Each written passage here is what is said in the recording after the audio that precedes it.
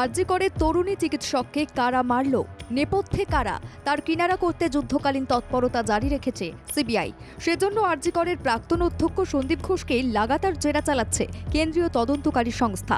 তদন্তকারীদের স্ক্যানারে সন্দীপ ঘোষের কল ডিটেলস, মেসেজ এবং হোয়াটসঅ্যাপ। রবিবার তিনি সিজিও কমপ্লেক্সে পৌঁছানোর পর তার মোবাইল ফরেন্সিকে পাঠানো হয়। নির্যাতিতা তরুণীর দেহ উদ্ধারের আগে এবং পরে কার কার সঙ্গে যোগাযোগ করেন সন্দীপ ঘোষ তা খতিয়ে দেখতে চায় সিবিআই।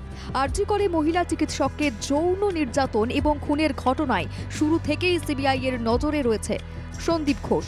তদন্তভার হাতে নেওয়ার পর শুক্রবার মাঝ রাস্তা থেকে তাকে তুলে নিয়ে গিয়েছিলেন সিবিআই এর আধিকারিকরা। সেদিন গভীর রাত পর্যন্ত চলে জেরা। পরপর দুদিন সিবিআই এর ম্যারাথন জিজ্ঞাসাবাদের মুখে পড়েন সন্দীপ।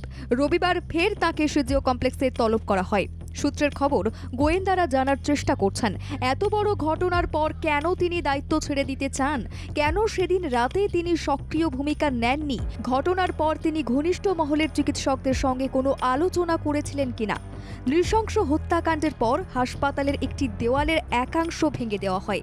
এ বিষয়ে তিনি কি ভূমিকা নেন, তিনি কিছু জানতেন কিনা তা জানতে যাওয়া হয় সন্দীপ ঘোষের কাছে।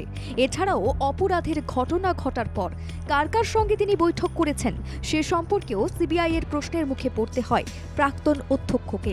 এর মাঝে ফের আরজি করে রবিবার একটি সিবিআই এর টিম যায়। এর আগে 3D প্রযুক্তির মাধ্যমে সেমিনার হল পরিদর্শন করা হয়। এদিকে পুলিশের তরফ থেকে আরজিকর সংলগ্ন এলাকায় বেআইনি জমায়েতে নিষেধাজ্ঞা জারি করা হয়েছে।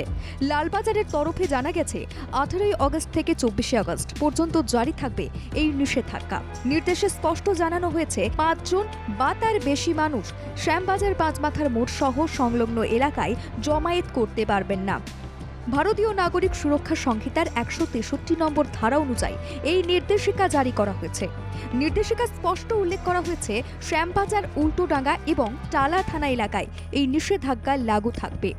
মূলত হাসপাতালে ভাঙচুরের ঘটনার পরই পুলিশ এই নিয়ন্ত্রণ আরোপ করছে বলে প্রশাসনের কর্তারা জানিয়েছেন। বুধবার রাতে যেভাবে আরজি করের মতো গুরুত্বপূর্ণ হাসপাতালে জমায়েত থেকে হামলা চালানোর অভিযোগ উঠেছে তারপরেই সক্রিয়তা বাড়িয়েছে পুলিশ প্রশাসন। ব্যুরো রিপোর্ট, বাংলা জাগো।